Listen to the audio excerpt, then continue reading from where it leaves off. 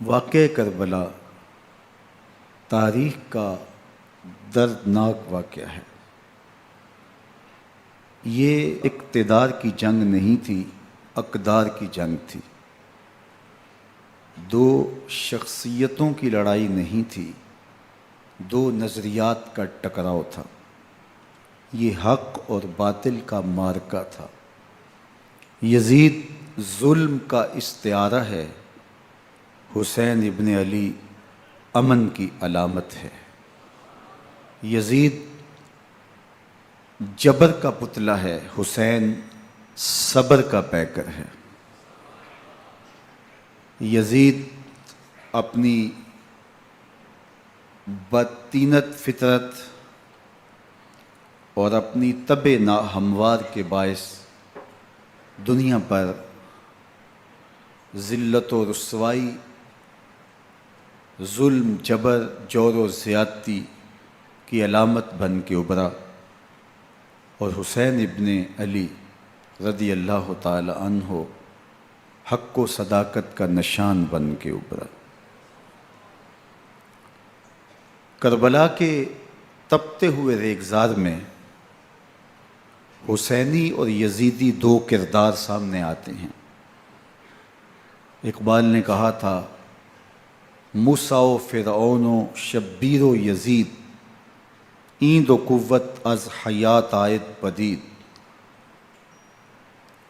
زندہ حق از قوت شبیری است، باطل آخر داغ حسرت میری است، سرخ رو عشق غیور از خون او، شوخی ای مصرع از مضمون او، تا قیامت قطع استبداد کر، موج خون او چمن ایجاد کر۔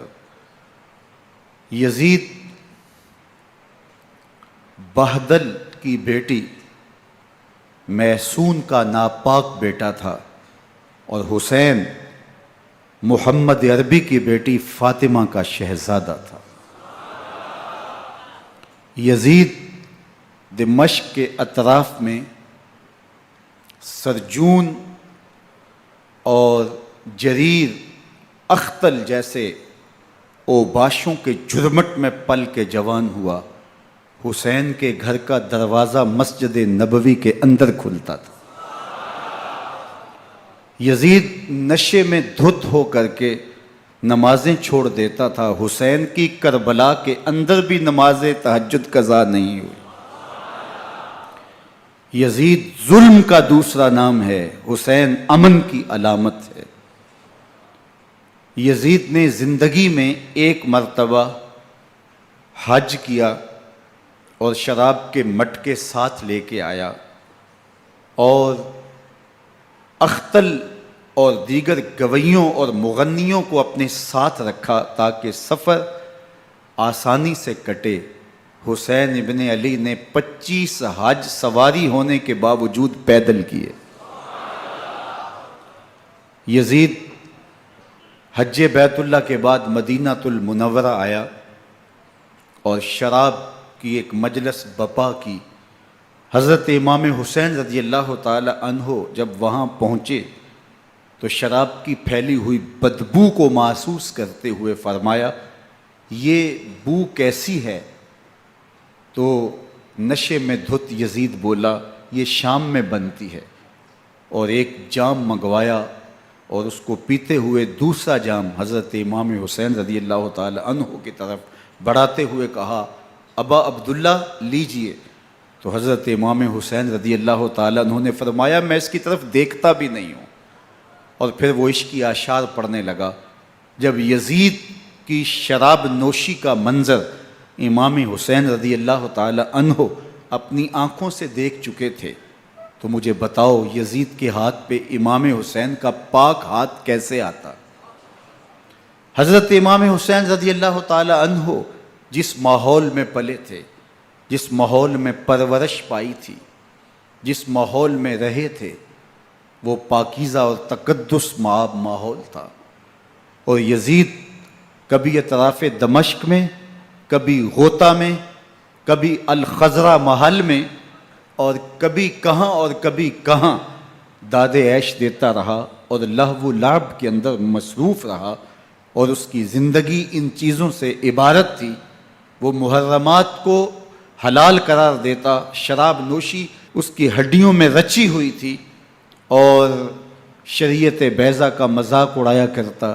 اور حسین ابن علی رضی اللہ تعالی عنہ کی دوستیاں جن لوگوں سے تھی وہ عبداللہ ابن عباس تھے، عبداللہ ابن عمر تھے، حضرت عبد الرحمن بن ابو بکر رضی اللہ تعالی عنہ تھے۔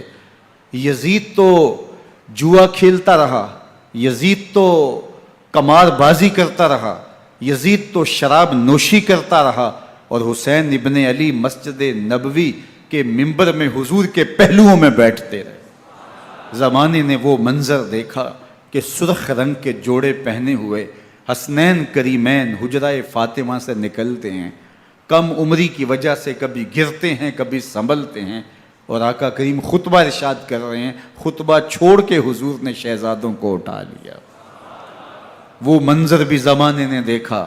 حضرت عبداللہ بن شداد کہتے ہیں کہ حضور سجدے میں تھے اور سجدہ اتنا طویل ہو گیا، ہمیں لگا یا تو وحی کا نزول ہو رہا ہے یا پھر اللہ کا حکم آ گیا اور اللہ کے محبوب کی روح قبض کر لی گئی۔ لیکن میں نے جب نظریں اٹھا کے ننکیوں سے دیکھا تو کیا منظر تھا کہ حسین ابن علی حضور کی پشت پہ بیٹھے ہوئے اور میرے آقا سجدے کو طول دے رہے ہیں۔ اللہ اکبر! حسین کے لیے پیغمبر کے سجدوں کو طول دیا جا رہا ہے۔ حسین ابن علی کبھی ممبر پہ حضور کی اطراف میں بیٹھتے ہیں، وہ منظر بھی دنیا نے دیکھا کہ حضور کے مبارک کندھوں پر حسین ابن علی بیٹھے ہیں اور حضور کی زلفوں کو پکڑا ہوا ہے۔ تو حضرت عمر رضی اللہ تعالیٰ عنہ دیکھ کے کہتے ہیں واہ واہ کیسی سواری میسر آئی حسین ابن علی کو۔ تو میرے آقا مسکرا کے کہتے ہیں عمر سواری دیکھتے ہو سوار بھی تو دیکھو۔ اللہ اکبر! حضرت اسامہ بن زید بن حارثہ رضی اللہ تعالیٰ عنہ فرماتے ہیں رات کا ایک پہر گزر گیا اور مجھے حضور سے کوئی کام تھا، میں آقا کریم کی خدمت میں حاضر ہوا، در دولت پہ دستک دی، حضور تشریف لائے تو چادر اوڑی تھی، بکل کی ہوئی تھی میرے حضور نے، تو میں نے اپنی حاجت کہی تو حضور نے میری حاجت پوری کر دی۔ لیکن ایک منظر میں نے دیکھا کہ حضور نے جو چادر کی بکل فرمائی تھی اس کے اطراف میں پہلوؤں میں ابھار تھے جس طرح اندر کوئی ہو۔ مجھ سے نہ رہا گیا، میں نے پوچھ لیا، میں نے کہا بندہ نواز چادر کے اندر کیا ہے؟ فَكَشَفَهُ، تو حضور نے چادر کو کھول دیا۔ فَإِذَا الْحَسَنُ وَالْحُسَيْنُ عَلَىٰ وَرِكَيْهِ، تو کہتے ہیں میں نے اپنی آنکھوں سے دیکھا ایک پہلو سے امام حسین لپٹے ہوئے تھے، ایک پہلو سے امام حسن لپٹے ہوئے تھے۔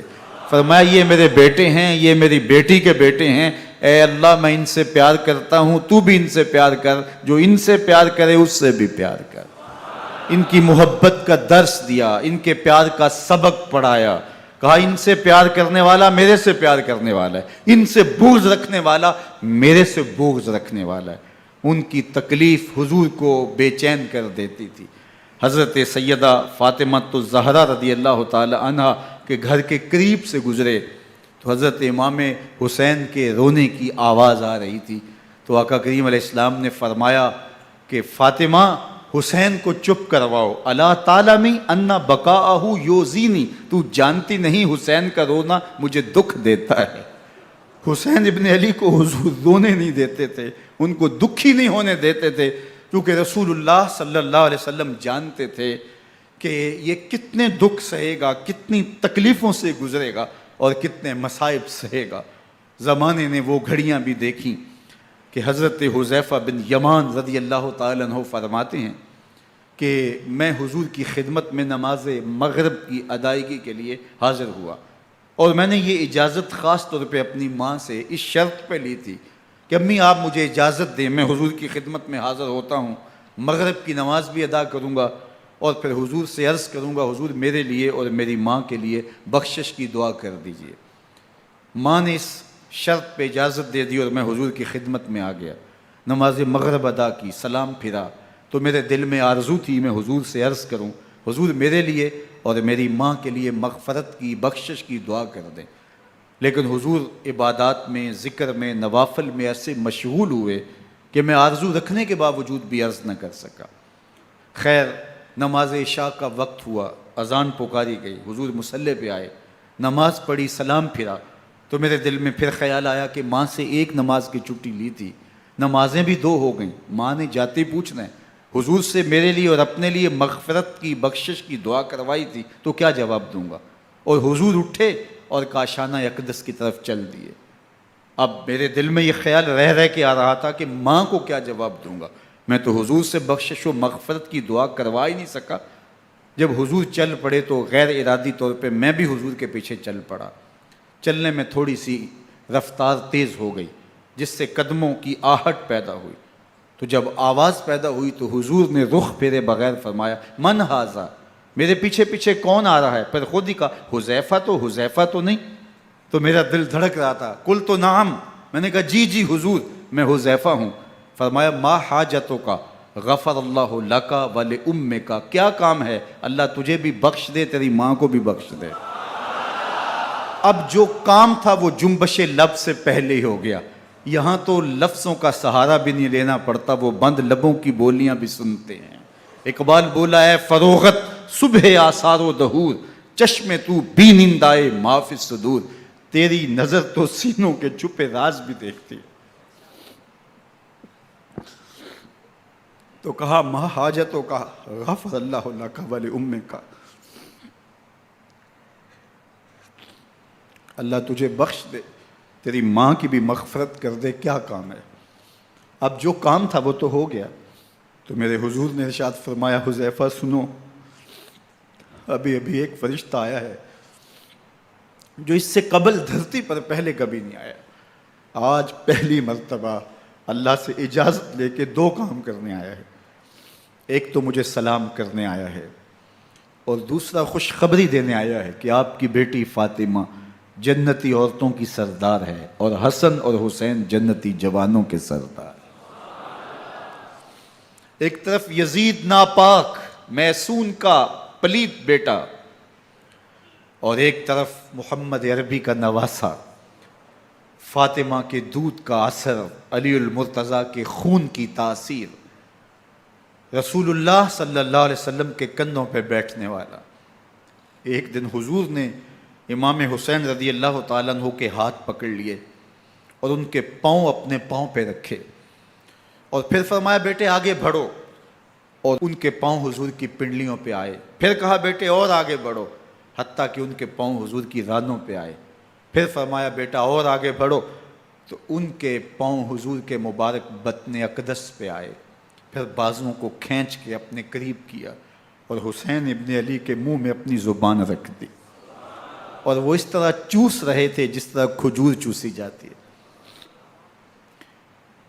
تو اللہ کے محبوب علیہ السلام نے حسین ابن علی کو اپنی زبان کا لعاب دہن دے کر کے، وہ شیر رحمت دے کر کے، وہ کوثر و تسلیم سے پاکیزہ تر آب رحمت عطا کر کے ان کی ہمیشہ کے لیے پیاس بجھا دی، تاکہ کل کربلا کے تپتے ہوئے ریگزار میں حسین ابن علی کو پیاس کی شدت تنگ نہ کرے اور پائے استقلال میں لغزش نہ آنے پائے۔ ان نازوں سے پالے ہوئے حسین کو، ان محبتوں سے پالے ہوئے حسین ابن علی کو امتحان بھی اتنے بڑے درپیش تھے۔ یاری تیری سونا پر ازمیشاں تیریاں اگ، سونا پرکھیا جامدہ ہے نال اگاں دے لگ۔ جتنا بڑا شخص ہوتا ہے اتنی آزمائشیں بھی بڑی ہوتی ہیں۔ پیغمبر رحمت کی آغوش میں کھیلنے والا، حجرہ فاطمہ کا جانشین، مصلی رسول کا وارث، منبر رسول صلی اللہ علیہ وآلہ وسلم پر حضور کے مبارک پہلو اور گود میں بیٹھنے والا حسین، حضور کی زبان چوسنے والا حسین، حضور کے کندھوں پہ سواری کرنے والا حسین، آقا کریم علیہ الصلوۃ والسلام کے مبارک سجدے کی حالت کے اندر حضور کی پشت پہ کھیلنے والا حسین، جس حسین کا دروازہ مسجد نبوی کے اندر کھلتا تھا اور یزید کی کرتوتوں کے چشم دید گواہ تھے۔ یزید جب تخت نشین ہوتا ہے تو اسے یہ فکر ہوتی ہے کہ امام حسین، عبداللہ بن زبیر، عبداللہ بن عمر، عبداللہ ابن عباس یہ میری بیعت کریں۔ اور وہ ولید بن عقبہ کو لکھتا ہے کہ ہر صورت میں ان کی بیعت لو، اور اگر بیعت نہ دیں تو سختی کرو۔ حضرت امام حسین رضی اللہ تعالی عنہ کو بلاوا آتا ہے کہ آپ کو دارالامارت میں گورنر ہاؤس میں بلایا جا رہا ہے، ولید بن عقبہ کا پیغام آپ کو پہنچتا ہے۔ آپ اس وقت فرماتے ہیں کہ اس وقت جو پیغام پہنچا ہے وہ کسی خطرے سے خالی نہیں ہے، تو کچھ سواروں کو ساتھ لیا، کہا تم دارالامارت کے باہر کھڑے رہنا، اگر میری آواز بلند ہوئی تو اندر آ جانا، ورنہ تم انتظار کرنا۔ آپ اندر گئے۔ ولید بن عقبہ نے مروان کو بھی بلایا تھا۔ مروان بن حکم یہ گورنر مدینہ ولید سے پہلے رہ چکا ہے، تو اس نے مشورہ دیا کہ سختی کی جائے۔ خیر ولید بن عقبہ نے کہا کہ یہ خط ہے، حضرت امیر معاویہ کا انتقال ہو گیا اور یزید تخت نشین ہوا ہے، لہٰذا وہ آپ سے بیعت کا مطالبہ کرتا ہے۔ تو حضرت امام حسین رضی اللہ تعالیٰ عنہ نے فرمایا کہ میرے جیسا شخص یوں چھپ کے بیعت نہیں کر سکتا، اور آپ واپس پلٹے۔ مروان بن حکم نے ولید بن عقبہ کو کہا کہ یہ موقع ہے جانے نہ دیا جائے، اگر یہ نکل گئے تو دوبارہ تم قابو نہیں پا سکو گے، اور انہیں یہیں قتل کر دیا جائے۔ حضرت امام حسین رضی اللہ تعالیٰ عنہ نے یہ بات سن لی۔ کہتے ہیں حضرت امام حسین انہی قدموں کے بل واپس پلٹے اور مروان بن حکم سے مخاطب ہو کے کہا، مروان کیا بول رہا ہے؟ وہ خاموش ہو گیا۔ فرمایا تو جانتا نہیں ہم کون ہیں؟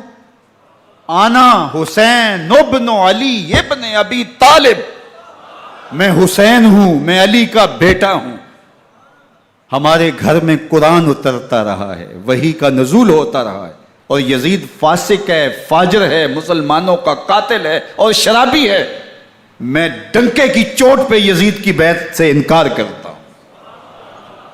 بس حیدری کچھار سے محمدی شیر نکل آیا ہے۔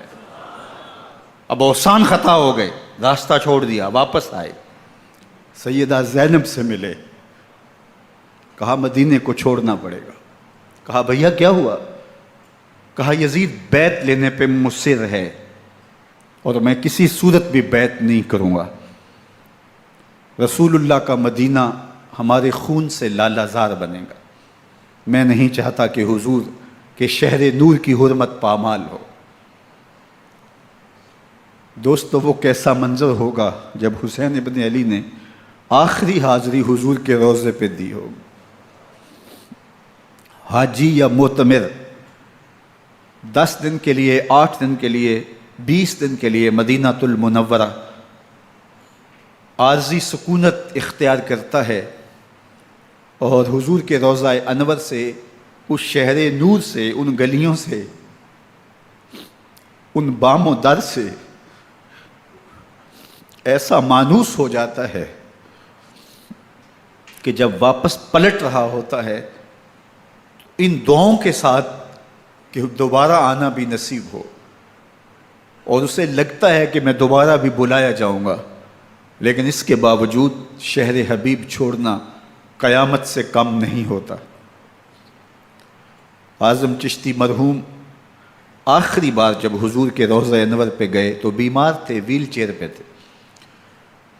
باب بقی سے باہر نکلے تو خادم سے کہا کہ میری ویل چیئر پیچھے سے کھینچو تاکہ میرا رخ روضہ انور کی طرف رہے، اور وہ پیچھے سے کھینچتا چلا جا رہا ہے، اور جب باب مکہ سے پیچھے جنت البقیع کے قریب سے گنبد خضرا نگاہوں سے اوجل ہونے لگا تو اعظم چشتی مرحوم نے کہا، جان بدن سے نکلتی ہے اعظم، جان بدن سے نکلتی ہے اعظم، کوئی آسان ہے مدینے سے جدا ہونا، کوئی آسان ہے مدینے سے جدا ہونا۔ یہ اس شخص کی کہانی ہے جو 10 دن، 5 دن، مہینہ، 2 ماہ وہاں رہتا ہے، اور پھر اس شہر کو چھوڑ کے آنا اس کے لیے آسان نہیں ہوتا۔ اور مجھے بتاؤ کہ حسین جو پیدا مدینے میں ہوا، جس کے گھر کا دروازہ مسجد نبوی کے اندر کھلتا تھا، جو مسجد نبوی کے اندر پرورش پا کے جوان ہوتا ہے اور مدینے کی گلیوں میں کھیلتا رہا، اس حسین ابن علی کے لیے مدینہ چھوڑنا، اور پھر وہ اس بات کا علم اور شعور رکھتے تھے کہ یہ آخری بار حضور کے در پہ حاضری ہے، دوبارہ اس شہر نور میں نہیں آ سکوں گا، تو کیا قیامت ہوگی اور کیا منظر ہوگا۔ محمد بن حنفیہ کے علاوہ خاندان نبوت کے جتنے لوگ تھے ان سب نے شہر مدینہ کو الوداع کہا، اور رات کے موقع میں مدینہ المنورہ کو، مسجد نبوی کو چھوڑ کر کے مکہ کی جانب عازم سفر ہوئے۔ 3 شعبان المعظم کو مکہ المکرمہ پہنچتے ہیں، ادھر کوفیوں کے خطوط آنے شروع ہو جاتے ہیں۔ حضرت امام حسین رضی اللہ تعالیٰ عنہ مسلم بن عقیل رضی اللہ تعالیٰ عنہ کو صورتحال معلوم کرنے کے لیے بھیج دیتے ہیں۔ 40,000 کوفی آپ کے ہاتھ پہ بیعت کر لیتے ہیں۔ ادھر 25 پیدل حج کرنے والے حضرت امام حسین 8 ذی الحج کو احرام باندھتے ہیں، لیکن آپ کو پتہ چلتا ہے کہ حاجیوں کے روپ میں قاتل چھپا دیے گئے، تو آپ اس احرام کو حج کی بجائے عمرے میں بدلتے ہیں اور کوفے کی جانب عازم سفر ہوتے ہیں۔ کائنات والو، ذرا سینے پہ ہاتھ رکھ کے دیکھو کہ یہ کتنا مشکل مرحلہ تھا۔ اس دین کی آبرو کو بچانے کے لیے حضرت امام حسین رضی اللہ تعالیٰ عنہ نے کتنا بڑا قدم اٹھایا۔ آپ کے بہی خواہ، دوست، احباب عبداللہ بن عمر یہ سارے روکتے ہیں۔ عبداللہ بن عباس کہتے ہیں حضرت نہ جائیے، الکوفی لا یوفی، کوفی کبھی وفا نہیں کرتے، آپ کے والد کو وہاں شہید کیا گیا، لیکن آپ ایک فرض کو نبھانے جا رہے ہیں۔ میرے غم گسارو، میرے مہربانوں، نہ روکو مجھ کو جانے دو، مجھے نانے کے دی کی ڈوبتی کشتی بچانے دو، میں جاتا ہوں کہ دنیا پر وفا کا نام رہ جائے، میں رہوں نہ رہوں پر عظمت اسلام رہ جائے۔ میں نہیں جاتا تو نبی کے گھر کی آن جاتی ہے، میں نہیں جاتا تو نبی کے گھر کی آن جاتی ہے، تمہارا دین جاتا ہے، میری غیرت ایمان جاتی ہے۔ حضرت امام حسین یہاں سے چلتے ہیں، ابھی راستے میں ہی پہنچتے ہیں کہ یہ خبر آتی ہے کہ کوفے والوں نے بے وفائی کر دی، حضرت مسلم بن عقیل رضی اللہ تعالیٰ عنہ کو شہید کر دیا گیا، نعمان بن بشیر معزول کر دیے گئے، ابن مرجانہ ابن زیاد وہاں متعین کر دیا گیا جو سخت گیر شخص تھا، اور اس نے لوگوں کو ڈرایا، دھمکایا، اور کوفے کے لوگوں کے دل بدل گئے اور وہ بیتیں توڑنے لگے۔ وہ منظر مسجد کوفہ کا کتنا دلگداز تھا، جب امام نماز کے لیے کھڑے ہوئے تو 40,000 لوگ آپ کے پیچھے تھا۔ جب سلام پھیرا اور امام نے دیکھا کہ پیچھے لوگ نہیں ہیں، پھر لوگوں نے اپنے دروازے بھی بند کر لیے۔ رات کی تنہائیاں ہیں اور حضرت مسلم بن عقیل کو کوئی پناہ دینے والا نہیں ہے۔ لوگوں نے دروازے بند کر لیے کہ کہیں ہمارے گھر میں نہ آ جائیں اور ہم مشقت اور حکومتی تشدد کا شکار نہ ہوں۔ کتنا دردناک لمحہ ہے حضرت مسلم بن عقیل رضی اللہ تعالیٰ عنہ پہ، اور پھر حضرت مسلم بن عقیل بے دردی سے شہید کر دیے جاتے ہیں۔ آپ ابھی راستے میں ہیں، یہ ساری کہانی پہنچتی ہے کہ حضرت مسلم شہید کر دیے گئے اور بے دردی سے شہید کر دیے گئے۔ وہ جنہوں نے خط لکھے تھے کہ ہم آپ کے ساتھ ہیں اور ہم منتظر ہیں، چشم برا ہیں، آپ کے قدموں کی چاپ سننے کے لیے بےتاب ہیں، آج انہوں نے بیتیں توڑ دی۔ 40,000 کوفی منحرف ہو گئے۔ مسجد کوفہ کا وہ منظر کس قدر روح کو تڑپا دینے والا تھا۔ ہم پچھلے سال عصر اور مغرب کے درمیان جب کوفہ پہنچے تو سورج ڈوبنے کے قریب تھا۔ میں نے اپنی زندگی میں اتنا اداس موسم کہیں نہیں دیکھا جتنا اداس موسم کوفے میں دیکھا۔ ایسے لگتا تھا جس طرح کوفے کی آب و ہوا آج بھی شرمندہ ہے۔ جو مسلم بن عقیل اور خاندان نبوت کے ساتھ اہل کوفہ نے کیا، حضرت امام حسین رضی اللہ تعالیٰ عنہ کو ان کے بہی خواہوں نے، اعزاء نے، اقربا نے، دوستوں نے، آوان و انصار نے، ساتھیوں نے کہا کہ حضرت حالات یکسر تبدیل ہو گئے، اب ہمیں مراجعت کر جانی چاہیے، واپس پلٹ جانا چاہیے۔ تو حضرت امام حسین کافی سوچ بچار میں رہے، پھر اس کے بعد آپ نے فیصلہ کیا کہ ہم آگے بڑھیں گے۔ دوستوں نے کہا کہ حضرت اگر آپ آگے بڑھیں گے تو ہمیں لگتا ہے کہ وہ آپ کے ساتھ سلوک اچھا نہیں کریں گے اور آپ بچوں کے سامنے پیاس سے شہید کر دیے جائیں گے۔ تو حضرت امام حسین رضی اللہ تعالیٰ عنہ نے وہاں ایک خطبہ ارشاد فرمایا کہ لوگو تم جو مجھے بتا رہے ہو مجھے اچھی طرح معلوم ہے، جو تم مجھے منظر پیش کر رہے ہو وہ میری نگاہوں میں ہے، اور جو کچھ ہونے والا ہے چشم تصور وہ منظر دیکھ رہی ہے۔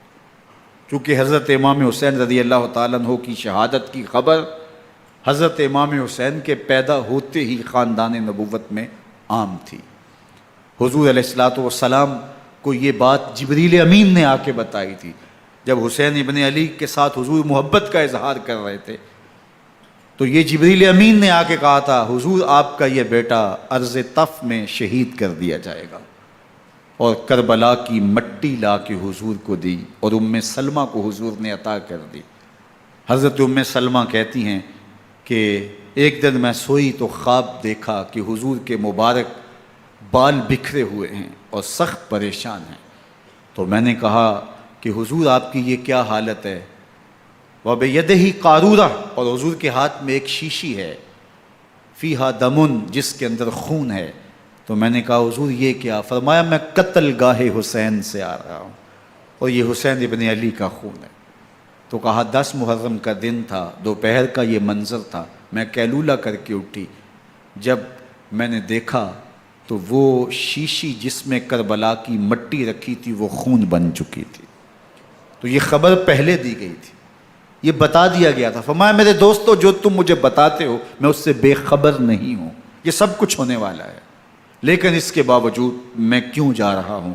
تو آپ کا ایک تاریخ ساز جملہ ہے جو کربلا کے فلسفے کو ہمارے سامنے رکھتا ہے کہ یہ اتنا بڑا امتحان کیوں دیا۔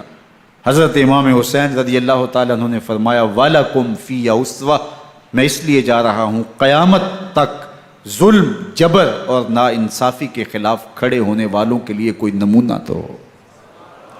میری زندگی قیامت تک ظلم، جبر اور استحصالی نظام کے خلاف کھڑے ہونے والوں کے لیے نمونہ ہے۔ تو حضرت امام حسین رضی اللہ تعالیٰ عنہ نے حق اور باطل کے درمیان ایک سرخ لکیر کھینچ دی اپنے خون سے۔ اب حق اور باطل کا امتیاز کرنا مشکل نہیں ہے، کوئی باطل پہ اڑا رہے تو الگ بات ہے، لیکن امتیاز کرنا مشکل نہیں ہے۔ حدود بالکل واضح کر دیں۔ اقبال نے یہاں کتنی خوبصورتی کے ساتھ اس مضمون کو نبھایا۔ سرخ رو عشق غیور از خون او، شوخی این مصرع از مضمون او، تا قیامت قطع استبداد کر، موج خون او چمن ایجاد کر۔ ایک جہاں آباد کر دیا، حق اور باطل کی راہیں اجال دی۔ اب لوگوں کو یزید کا چہرہ پہچاننے میں دیر نہیں لگتی، وقت کے ہر یزید کا چہرہ آسانی سے پہچانا جا سکتا ہے۔ یہ معرفت زمانے کو کروائی کس نے؟ حسین ابن علی نے کروائی رضی اللہ تعالی عنہ۔ تو حضرت امام حسین نے فرمایا کہ جو میرے ساتھ ہونے والا ہے میں اچھی طرح جانتا ہوں، لیکن میں اس کے باوجود آگے بڑھوں گا۔ پھر بڑھے اور کربلا میں جا کے خیمہ زن ہو گئے۔ 7 محرم کو پانی بند کر دیا گیا، پانی بند ہوا تو کھانا بھی میسر نہیں تھا، لیکن ذکر پانی کا ہوتا ہے اس لیے کہ کھانے کے بغیر انسان کئی دن کاٹ لیتا ہے، لیکن پانی کے بغیر گزر نہیں ہوتی۔ تو فرات کی نہر سامنے اپنی موجوں کے ساتھ چمک رہی ہے، لیکن ایک قطرہ آب بھی آل رسول کو نہیں دیا جا رہا۔ کائنات کے اندر ایسے انوکھے امتحان بھی ہوتے ہیں، وارث ہوں ساقی کوثر کے، مالک ہوں حوض کوثر کے، اور بیٹے ہوں ساقی کوثر کے، اور آج ایک بوند پانی کی بھی میسر نہ ہو۔ صبر کا امتحان ہے، عزیمت کا امتحان ہے۔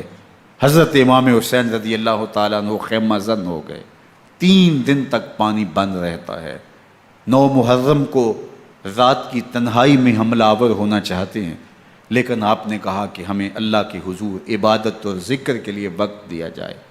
ساری رات ذکر میں گزرتی ہے، عبادات میں گزرتی ہیں۔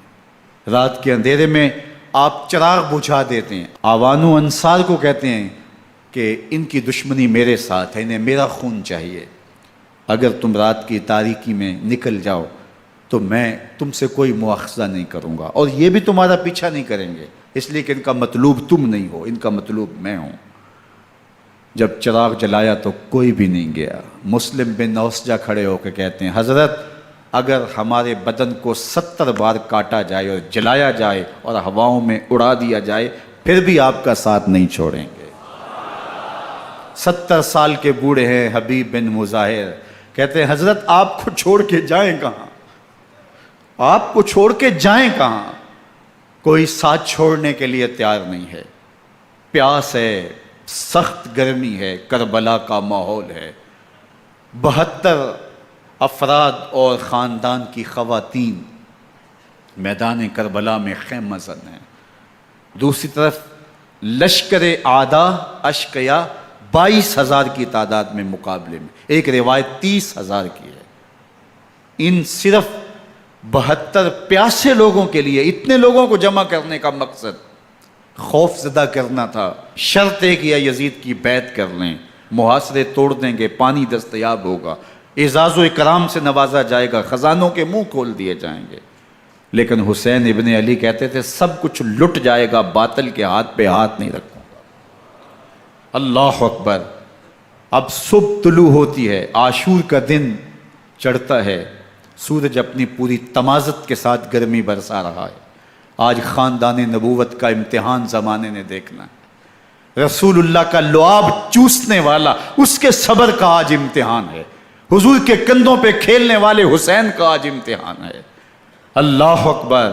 حسین ابن علی تمام حجت کرتے ہیں میں نے تمہارا کچھ نہیں بگاڑا، میں نے کسی کا خون نہیں کیا، میں نے کوئی زیادتی نہیں کی، تم کیوں میرے قتل کے در پہ ہو؟ تم جانتے نہیں میں کون ہوں؟ میں تمہارے نبی کا نواسا ہوں، رسول اللہ صلی اللہ علیہ وآلہ وسلم کے کندھوں پہ کھیلتا رہا ہوں، حضور کا لعاب چوستا رہا ہوں، اور میں بوسہ گاہ رسول صلی اللہ علیہ وآلہ وسلم ہوں۔ لیکن ان اشقیاء کے دل پر کوئی چیز اثر انداز نہیں ہوتی۔ ایک ہور ہے، اللہ اس کے دل میں نرمی ڈالتا ہے۔ پہلے تو امام حسین کو گھیر کے لے کر کے آتا ہے، لیکن بعد میں وہ قافلہ یزید سے قافلہ حسین کی طرف آ جاتا ہے۔ امام حسین فرماتے ہیں تو دنیا میں بھی ہور ہے، آخرت میں بھی ہور ہے، آزادی مل جاتی ہے۔ باقی 22,000 کا لشکر جرار امام حسین کے قتل کے در پہ ہے۔ پھر تاریخ نے خاندان نبوت کا وہ انوکھا امتحان دیکھا۔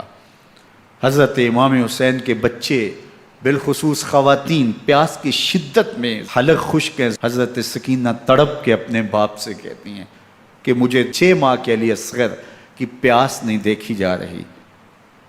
بچے کو ہاتھوں پہ اٹھاتے ہیں اور نہر فرات کے کنارے پہنچ کے فرماتے ہیں اشقیاء سے مخاطب ہو کے تمہارا معاملہ میرے ساتھ ہے، اس 6 ماہ کے بچے نے تمہارا کچھ نہیں بگاڑا، اور چلو بھر کے اس کا حلق سیراب کرنا چاہتے ہیں۔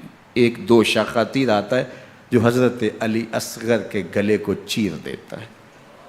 راوی لکھتے ہیں کہ وہ عام تیر نہیں تھا، جانوروں کو شکار کرنے کے لیے جو بڑے تیر ہوتے ہیں وہ 2 شاخہ تیر تھا، وہ گردن کو کاٹ دیتا ہے، خون بہنے لگتا ہے، گردن لٹک جاتی ہے۔ حضرت امام حسین وہ بہتا ہوا خون اپنے چلو میں لیتے ہیں اور آسمان کی طرف اچھال کے کہتے ہیں مالک حسین کی یہ قربانی بھی قبول فرما۔ یہ تماشا لب بام نہیں ہے، بچہ بیمار ہو ڈاکٹر جواب دے دیں، ماں باپ کے ہاتھ پھول جاتے ہیں، زندگی کی سانسیں ابھی چل رہی ہوتی ہیں، لیکن ڈاکٹر کہے کہ یہ میرے بس کا روگ نہیں ہے، کہیں اور لے جاؤ، تو زندگی کا لف و نشر غیر مرتب ہو جاتا ہے۔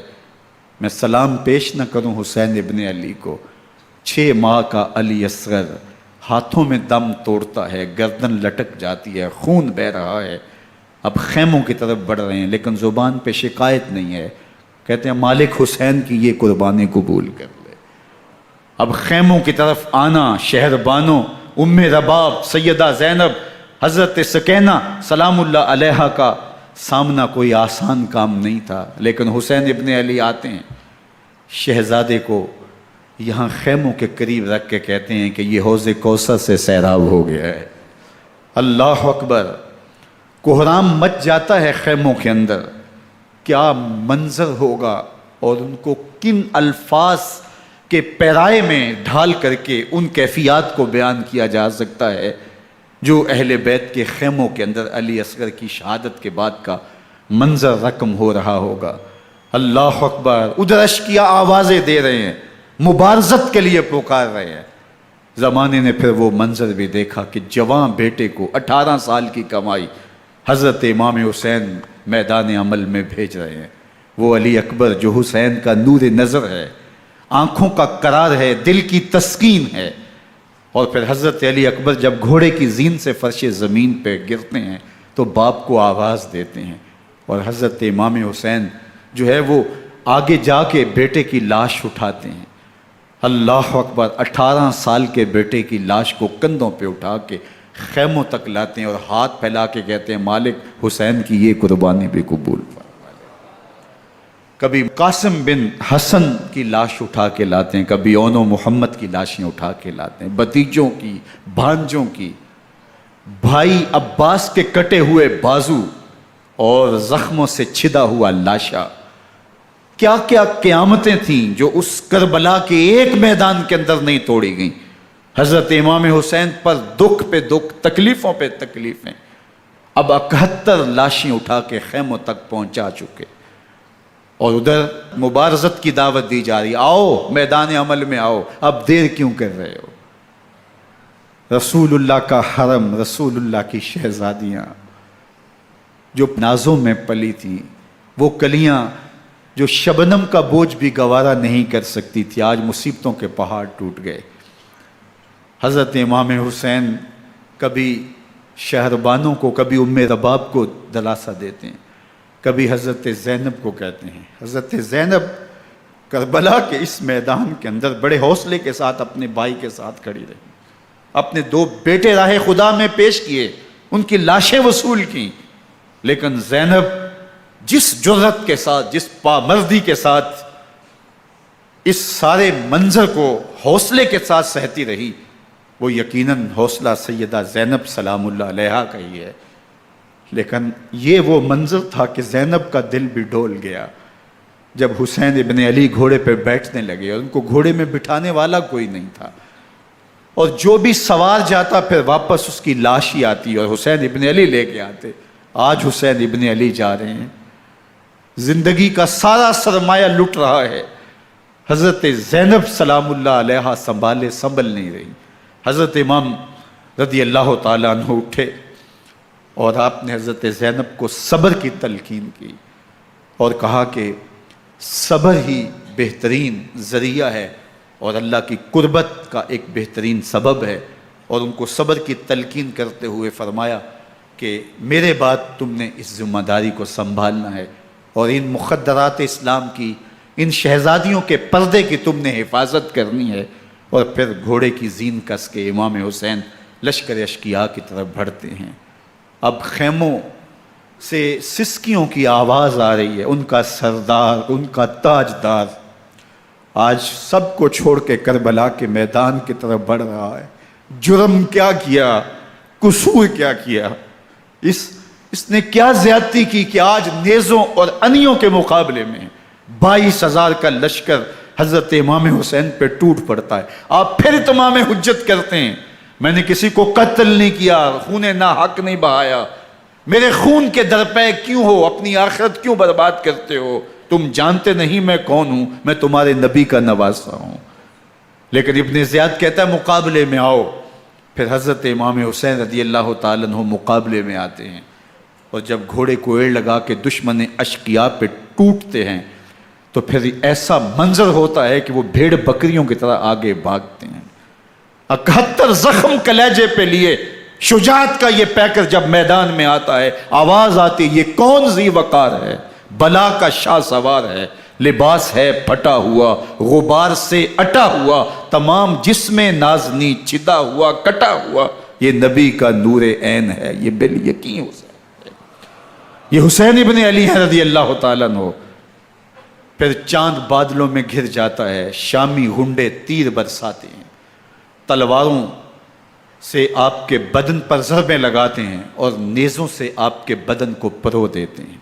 جب آپ کا پیراہن بعد میں اتارا گیا تو آپ کے پیراہن میں 122 سوراخ تیروں کے تھے، 33 زخم تلواروں کے اور 34 گھاؤ نیزوں کے تھے۔ جب گھوڑے کی زین سے فرش زمین پر آئے، بدن چھلنی تھا، زخم زخم سے خون بہ رہا تھا، 3 دن کا پیاسا حسین، اللہ اکبر، بدن زخموں سے چور، 71 لاشیں کلیجے پہ لیے، مخدرات اسلام کے پردے کا خیال دل میں الگ ہے، لیکن گھوڑے کی زین سے جب فرش زمین پہ امام حسین آتے ہیں، زبان پہ ہائے نہیں، نالا و شیون نہیں، چیخ و پکار نہیں، آتے ہی پیشانی سجدے میں رکھتے ہیں اور پکارتے ہیں اللہم ردن بقضائک وصبرن علی بلائک تسلیمن لامرک سبحان ربی الاعلی۔ مالک گھر لٹا کے، بچے لٹا کے، خاندان سب کچھ قربان کر کے، اپنے بدن کو زخموں سے چھلنی کروا کے، تیروں اور نیزوں کی انیوں سے اپنے آپ کو زخمی کروا کے، تیرے حضور سر جھکا کے یہ اقرار کرتا ہوں کہ حسین تیری تقدیر پہ راضی ہے، مالک تو بھی بتا، تو بھی حسین پہ راضی ہوا ہے کہ نہیں ہوا؟ آواز آ رہی ہے، اس پیاسے پر علی شیر خدا کو ناز ہے، اس نواسے پر محمد مصطفیٰ کو ناز ہے، اوروں نے بھی سجدے کیے پر اس کا عجب انداز ہے، اس نے وہ سجدہ کیا جس پر خدا کو ناز۔ حسین ابن علی رضی اللہ تعالیٰ عنہ کا سر انور دستے قاتل نے تب کاٹا جب وہ سجدے میں جھکا ہوا تھا۔ یزید نے کہا میں بیعت لوں گا، امام حسین نے کہا کبھی بھی نہیں دوں گا، یہ سر کٹ سکتا ہے جھک نہیں سکتا۔ سر کاٹ کے نیزے کی نوک پہ چڑھا دیا گیا اور یہ اس بات کا اعلان تھا کہ ہم جیت گئے اور حسینی ہار گئے، اور لشکر یزید میں غوغا مچ گیا، نقارے بجنے لگے کہ ہم جیت گئے، دیکھو امام حسین شہید کر دیے گئے، اور سر کاٹ کے نیزے کی نوک پہ چڑھایا گیا۔ لیکن لشکر یزید سے ہی آواز آئی یہ کیسا سر ہے جو کٹ کے بھی سر بلندی ہے، کٹ گیا ہے پھر بھی اونچا ہے، اللہ اکبر، یہ سر سجدے میں کٹا ہے، رب کے حضور عبادت کی حالت میں کٹا ہے، حسین آج بھی سجدے میں ہے، اللہ اکبر، حسین آج بھی سجدے میں ہے، بلکہ کٹے ہوئے سر کا رخ زمین کی جانب تھا اور کٹی گردن آسمان کی طرف، یوں نیزے پہ پرویا گیا، اللہ اکبر۔ ایک شاعر نے نقشہ کھینچا، بآنکھ سر نیزے پہ اور سوئے زمین ہے روح، یعنی سجدہ ثانی کی ہے آرزو۔ رکعت کے 2 سجدے ہوتے ہیں، ابھی ایک سجدہ ہوا تھا کہ دست قاتل نے سر کاٹ دیا، کہا حسین کی پیشانی میں دوسرے سجدے کی تمنا مچل رہی ہے۔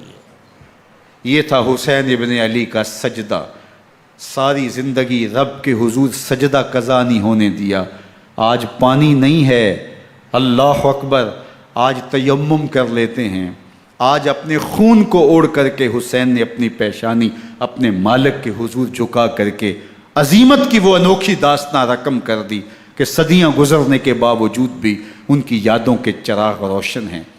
جب حضرت امام حسین اور دوسرے اعیان و انصار کو شہید کر دیا گیا تو ان کے سر نیزوں کی نوک پہ چڑھا دیے گئے، حضرت امام حسین کا کٹا ہوا سر اور باقی 71 افراد کے کٹے ہوئے سر نیزوں کی نوک پہ، اور 10 سواروں کو ابن سعد نے کہا کہ ان کو رون دو، اور گھوڑوں کی ٹاپوں تلے حضرت امام حسین رضی اللہ تعالیٰ عنہ اور ان کے آوان و انصار کو جو ہے وہ روندا گیا، حتیٰ کہ ان کی استخوان مبارک، ان کی ہڈیاں بھی چور چور ہو گئیں۔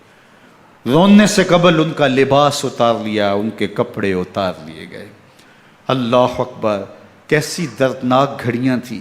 یزید کا صرف یہی بد کرداری کا مرحلہ نہیں تھا، اس کربلا کے صحرا کے اندر یزید نے جس طرح امام حسین رضی اللہ تعالیٰ عنہ کو شہید کیا اور حضرت امام حسین کے خاندان کو شہید کیا، جب مدینہ المنورہ پر یزید نے مسلم بن عقبہ کو مقرر کیا، جس کو بزرگوں نے مصرب بن عقبہ کہا ہے، تو اس کو کہا 3 دن تک مدینے کا حرم تمہارے لیے حلال ہوگا، جو چاہو تم کرنا، اور شامی فوجوں کو اجازت ہوگی۔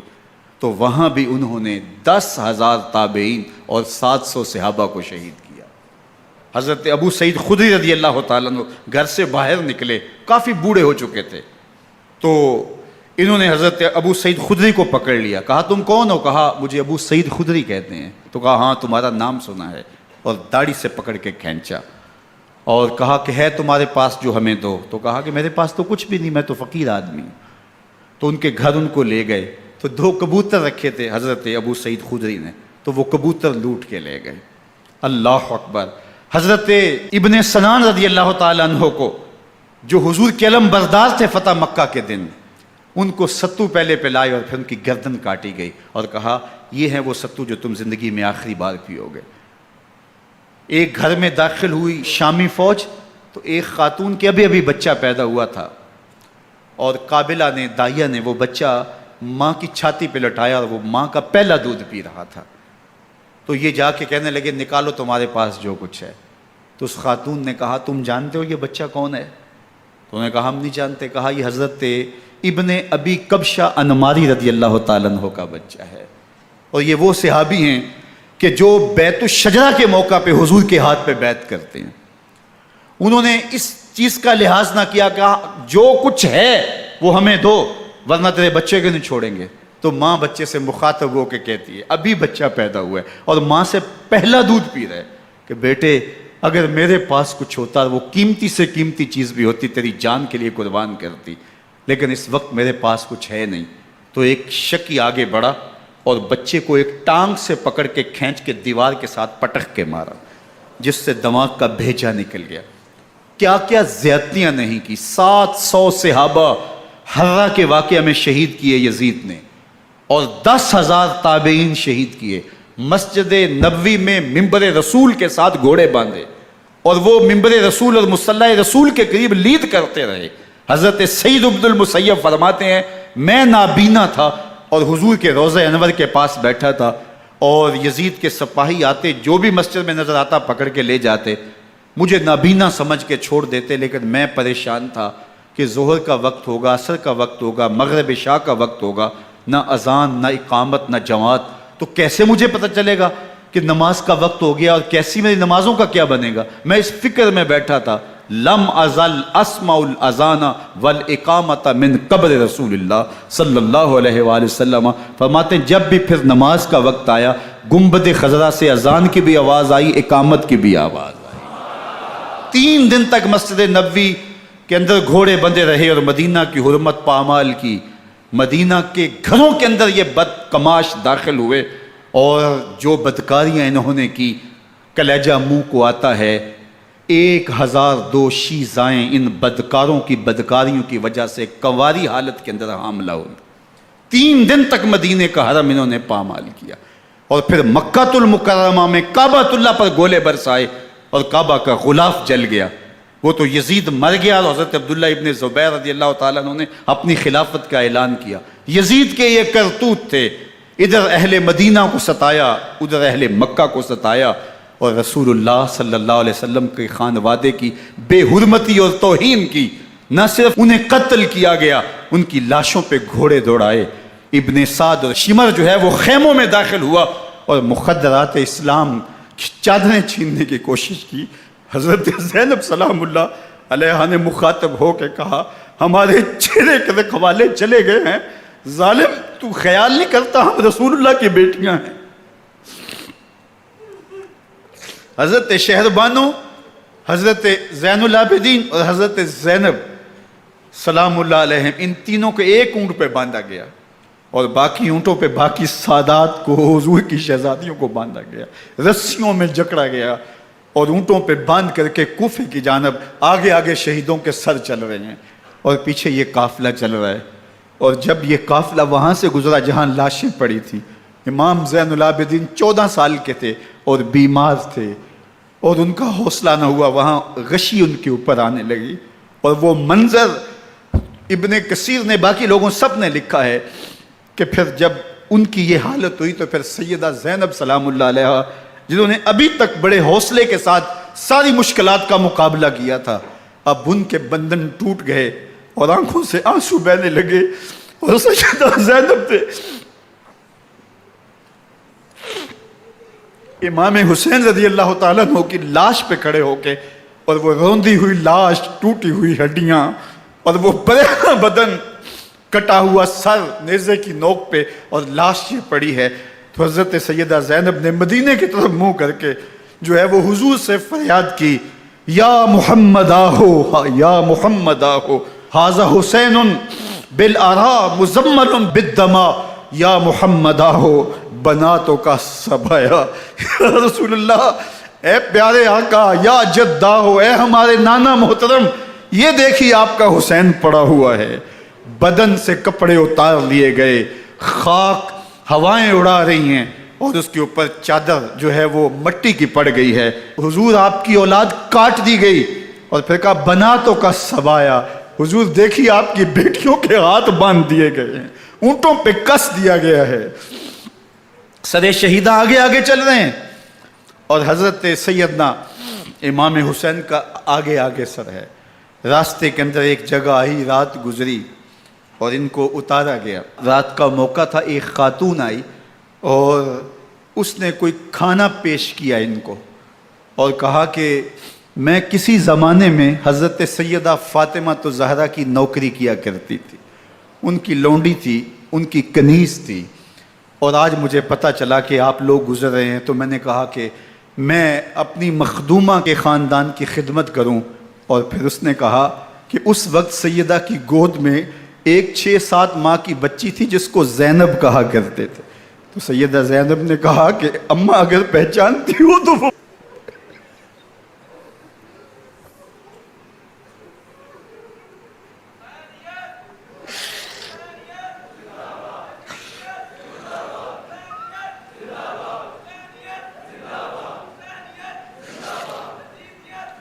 یہ تاراج اور لٹا ہوا کارواں پھر وہاں سے کوفے میں کیسے پہنچا، اور کوفے کے اندر سیدہ زینب سلام اللہ علیہا نے وہ یزید کے دربار میں، ابن زیاد کے دربار میں وہ جرأت آمیز جو باتیں کہیں.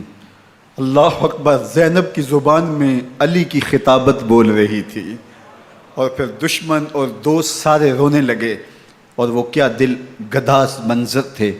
اور پھر یہ سروں کا قافلہ اور سادات کرام کا مشکیں کسی ہوئی ہیں اور اونٹوں پہ باندھے ہوئے، ان کو وہاں سے پھر قادسیہ، اور قادسیہ سے پھر دمشق یزید کے دربار میں پہنچایا گیا. اور وہاں سے یہ لٹے ہوئے خانمہ برباد تاراج لوگ مدینہ المنورہ میں کیسے پہنچے، اور اہل مدینہ نے کیسے استقبال کیا، اور وہ منظر کتنا دلگداز تھا جب اہل مدینہ زینب سے پوچھتے تھے زینب حسین کہاں ہے.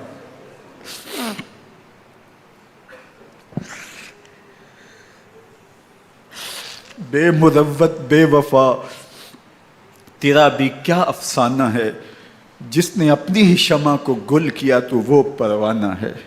اپنے پیغمبر کے شہزادوں کو اور اپنے پیغمبر کی شہزادیوں کو جو دکھ اس امت نے دیے، یہ کائنات کی ایک انوکھی داستان ہے.